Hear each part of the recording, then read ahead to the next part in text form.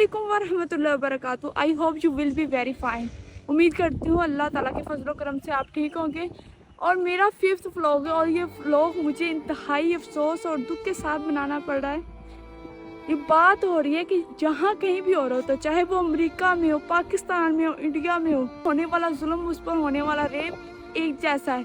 फ़र्क सिर्फ इंसानियत की सोच के ज़ाविये का है कि वो इसको किस तरह महसूस करता है। कुछ जगह ऐसी होती हैं जहाँ पर इस चीज़ को बहुत ज़्यादा लिया जाता है, तो खुदारा इस चीज़ को लें। बात हो रही है सोच की, तो अपनी सोच को बदलें, अपनी सोच को बेहतर बनाएं। हम परफेक्ट नहीं होते, किसी के लिए हम बेहतरीन याद होती है, तो दूसरी तरफ कोई हमारा नाम सुनने को तैयार नहीं होता। कोई हमारे साथ के लिए तरसता है तो कोई हमारा साया को देखने को तैयार नहीं होता। हम किसी के लिए एक मिसाल होते हैं और किसी के लिए एक सबक। तो आज जो मैं आपके सुनाने जा रही हूँ वो दिल टहलाने वाला है। बहुत ही दुख के साथ कह रही हूँ, उसमें औरत की इज्जत नहीं है तो वो माशरा कैसे अरूज को पहुँचेगा। तो चाहे वो किसी भी मजहब से ताल्लुक़ रखती हो, लेकिन बात होती है एहसास की। वो थी तो इंसान, वो थी तो अल्लाह ताला की पैदावार।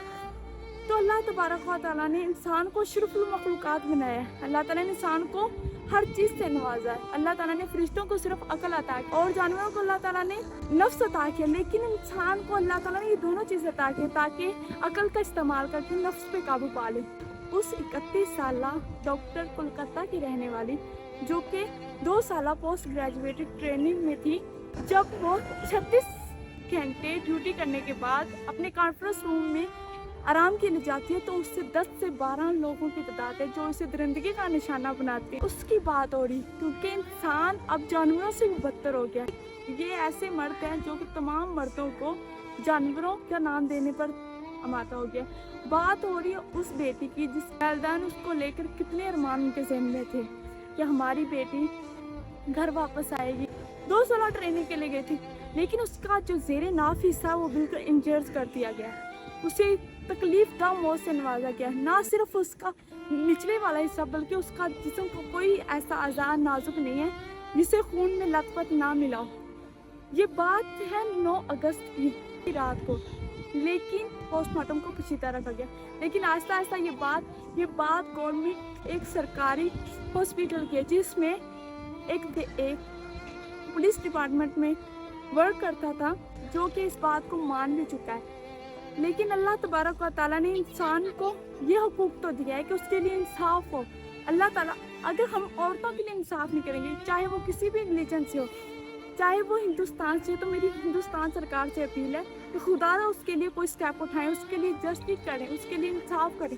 क्योंकि अगर आप ऐसा नहीं कर सकते, उनके वालिदैन को कुछ तो सुकून मिले।